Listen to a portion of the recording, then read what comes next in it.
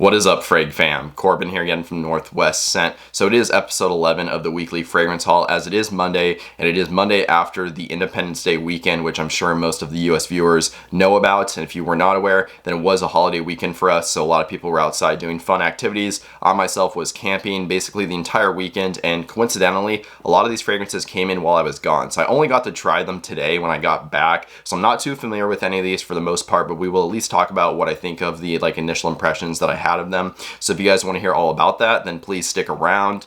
But first, let's roll that intro.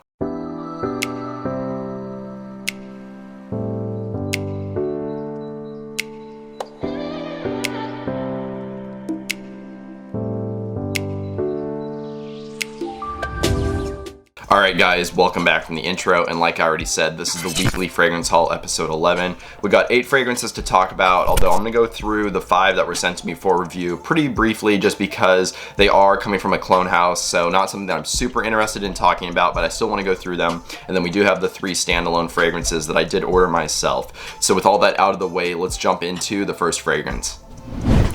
Okay, so kicking the video off, we're going to start with the fragrances that were sent to me for review, which there's 5 of them, and these are all coming from Dossier Fragrances, which is a clone house, and you guys know that I'm not a huge fan of clones. I do prefer getting the original fragrance because it is the one that started it, but I do see the purpose of clones for the most part. If you want something that is really high-end, but you can't afford that, then you should still be able to experience that to some degree, and that's where clones definitely come in, so we're going to jump into them. Now, in no particular order, and frankly, I haven't worn any of these, I've only tried them, but the first one is AMRA Saffron right here, and this is their take on Baccarat Rouge 540, and to my nose, this is the closest of all 5 that they sent to me to the original fragrance, although one of them, I've not smelled the original. I definitely think that this one is a worthy clone, so if you guys are interested in Baccarat Rouge 540 but on a budget, you can definitely look into AMRA Saffron. This one actually does have my stamp of approval, or whatever that means, but it does smell great. So that was the first one. Going on to the next one, this is Oriental Sage, which is their take on Tom Ford's Effing Fabulous. And this one is reminding me of Effing Fabulous, but there is some kind of sharp plant-like note to me. It does smell green, but it's very sharp and kind of off-putting. It does get a lot smoother as it dries down, but definitely not my favorite. I would definitely prefer the original to this one. Does it remind me of it? Yes, but it's nothing great, so probably not the best clone out there for this, although I haven't seen many. So that one was okay, I guess. And then moving on to the next one, this is the one where I haven't tried the original version. This is Woody Vetiver, which is their take on Frederic Mall's Vetiver Extraordinaire, and I don't know why, but this reminds me of Tom Ford's Oud Wood, which I do have one of their Oud Wood clones in this video as well. So that's kind of funny.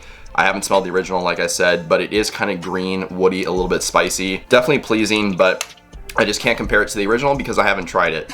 Nonetheless, they sent it to me again for review, so that is this one called Woody Vetiver. So this is the Oud Wood clone that they sent me. This is Fougere Oud, as you can see right here. This one in the opening I wasn't that impressed with. After it dried down, settled down, it actually did remind me of Oud Wood quite a bit, so I do like the dry down on this a lot better. So again, that is this one right here called Fougere Oud.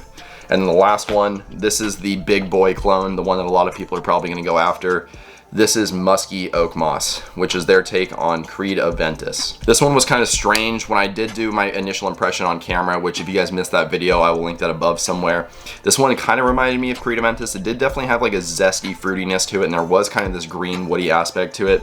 But it also had this creamy, I almost thought of as a coconut note. It was kind of tropical smelling, creamy. Maybe it's some kind of white floral, but I definitely got this tropical fruity vibe from it. So in my opinion, this is not the best Creed Aventus clone out there.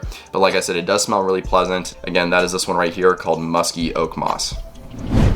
Okay, so moving on to the fragrances that I actually bought myself. Now, 2 of these I picked up from Olfactory Factory, which I talked about recently in a video where I went over my methodology and the steps on how I go about in purchasing my fragrances while saving a lot of money.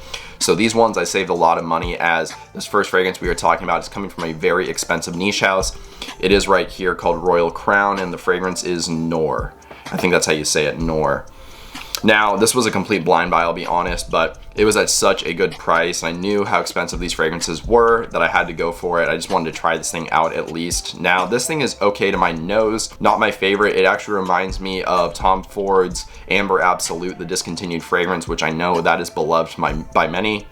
And I can see why this one is decently popular, but I don't know, there's something with Amber Absolute. It's very sweet and powdery. It's kind of like nauseating for me almost, as weird as that sounds, which is a big reason why I'm not a fan of it. I can say it does smell nice. I'm getting, like I said, I'm getting remembrances of that fragrance here as well. If you look at the note breakdown, there isn't any amber listed, but there is vanilla, there's myrrh, you also get labdanum, so resins, as well as the vanilla note, which that is what an amber is. It's an accord of usually different resins with vanilla, so it makes sense that there is kind of an ambery smell to this. It is very powdery. There is kind of some floral touches from rose, and there is a green patchouli note in here as well. You even get a very prominent oud note. So to my nose, this is kind of like Amber Absolute, like I already said, but with a heightened oud note, or an added oud note, because there's no oud in Amber Absolute. So it is interesting, and I can see why people do enjoy this one. Just for my personal taste, so far I'm just trying this fragrance. It's not my favorite, but I'll try and give it some more wear. Maybe it'll come around on me, and maybe I'll really end up enjoying it. So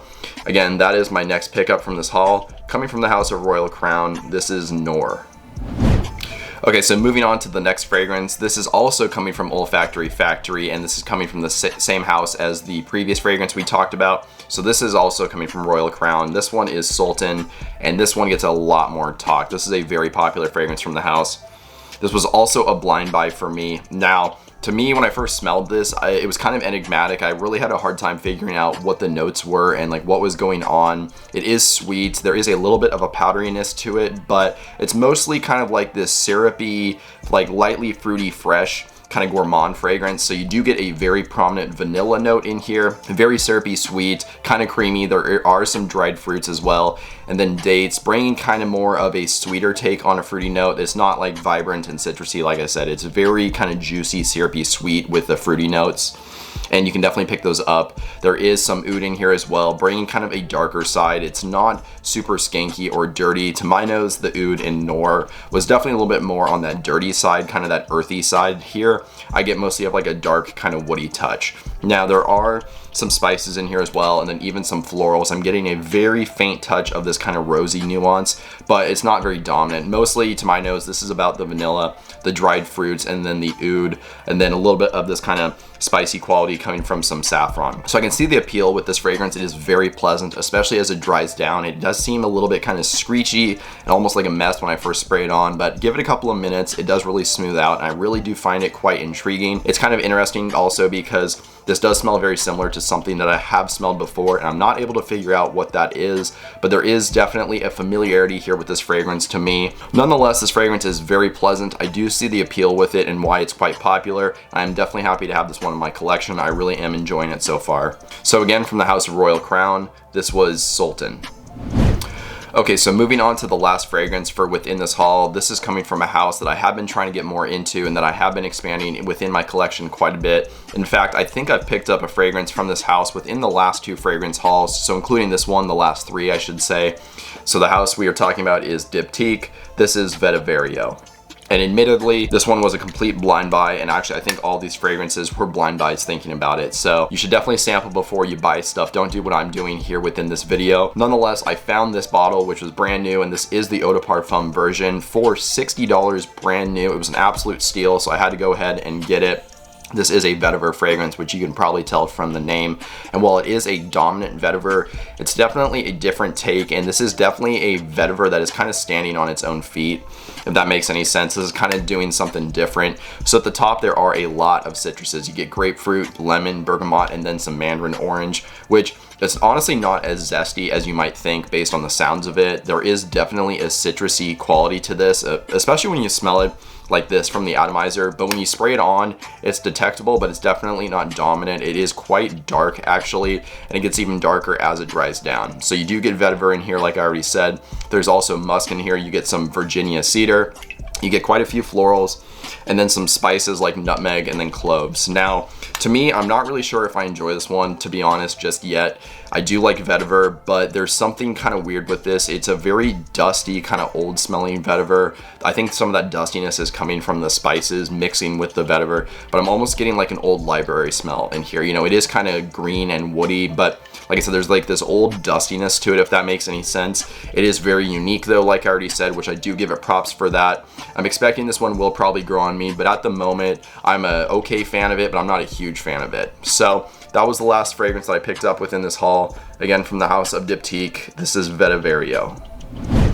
Well, there you guys go. That was my weekly fragrance haul, episode 11. Be sure to let me know down in the comments below what you guys picked up within the last week. I'd be really curious to find that out. And in addition to that, I hope you guys enjoyed this video. And if you did, I would really appreciate dropping a like just to show your support. And then that way more people can see my videos on YouTube. Additionally, if you want to write that comment, or maybe just let me know any other thoughts you guys have, as well as some new video ideas or topics, that would be great too. And since you're down there doing all that stuff, if you have not already, if you could hit the subscribe button and then the bell notification, that would be amazing. That way you stay up to date on new videos whenever they get released going forward. But with all that out of the way, that's all I really have for you guys today. So I hope you have a good one. Stay healthy, stay wealthy, and smell great.